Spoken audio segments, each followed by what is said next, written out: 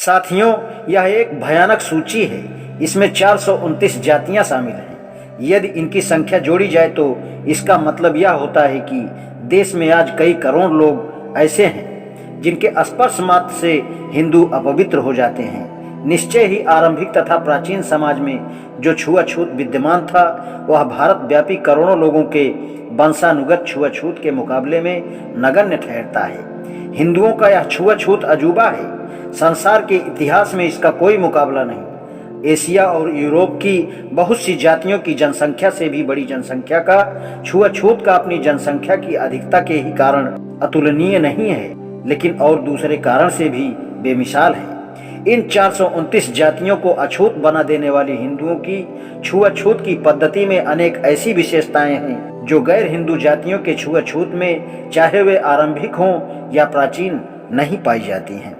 गैर हिंदू समाज ने अपवित्रता से बचे रहने के लिए पृथक्करण के जो नियम मान रखे हैं वे यदि तर्क संगत ना भी माने जाएं तो भी समझ में आते हैं। यह पृथक्करण जन्म, विवाह, मृत्यु आदि विशेष अवसरों पर होता है, लेकिन हिंदू समाज का यह पृथक्करण अर्थात यह छुआछूत अस्पृश्यता निराधार ही है। आरंभिक समाज जिस अपवित्रता को मानता था वह थोड़े समय रहती थी और खाने पीने आदि प्राकृतिक कार्यों के अलावा जीवन में जन्म, मृत्यु, मासिक धर्म आदि के जो असाधारण अवसर होते हैं उन्हीं अवसर पर पैदा होती थी।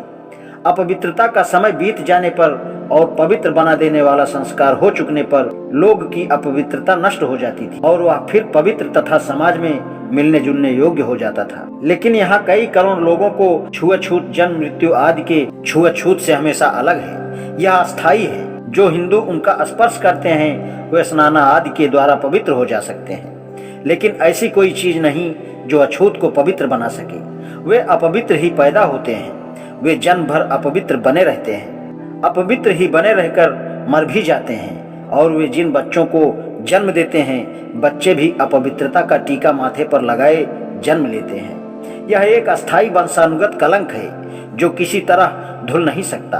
और तीसरी बात यह है कि गैर हिंदू जो अपवित्रता से पैदा होने वाले पृथक्करण को मानते थे वे उन व्यक्तियों को या उनसे निकट संपर्क रखने वालों को ही अलग करते थे, लेकिन हिंदुओं के इस छुआछूत ने एक वर्ग के समूचे वर्ग को अछूत बना रखा है, एक वर्ग जिसकी जनसंख्या 5-6 करोड़ है। चौथी बात यह है कि गैर हिंदू उन व्यक्तियों को जो अपवित्रता से प्रभावित हो गए हों कुछ समय के लिए अलग भर कर देते थे।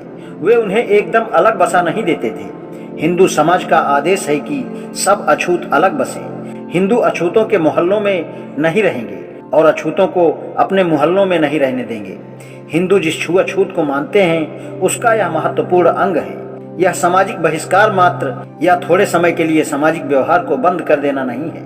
यह तो प्रदेश पृथक्करण का उदाहरण है। अछूतों को एक कांटेदार तार के घेरे में, एक पिंजरे में बंद कर देना। हर हिंदू गांव में यहूदी लोगों को अलग रखने की जगह की तरह की एक जगह बनी है। हिंदू गांव में रहते हैं, अछूत गांव से बाहर उसी जगह पर। ऐसी ही यह हिंदू छुआछूत की व्यवस्था है। इसमें कौन इनकार कर सकता है कि जो चीज गैर हिंदुओं में देखी जाती है वह उससे हमेशा अलग है। यह निर्विवाद है कि हिंदुओं का छुआछूत एक अजीब अमानवीय व्यवस्था है। गैर हिंदू समाज में भी लोगों को अपवित्र माना गया और उनकी अपवित्रता अल्पकालीन होती थी जो किसी क्रिया द्वारा नष्ट हो जाती थी। एक बार अपवित्र सदा के लिए अपवित्र के सिद्धांत पर आश्रित इस प्रकार की अस्थायी अपवित्रता कहीं देखने में नहीं आई। गैर हिंदू समाज में लोगों को अपवित्र माना गया और उनका सामाजिक व्यवहार भी बंद हुआ है, लेकिन ऐसा कहीं नहीं हुआ कि एक वर्ग को अनंत काल के लिए अलग बसा दिया जाए। गैर हिंदुओं ने एक बड़ी जमात को ही अपवित्र मानकर उनके साथ वैसा बर्ताव किया है, लेकिन वे अजनबी की भांति बाहर के रहे हैं, रक्त सीमा के संबंधों के घेरे से बाहर।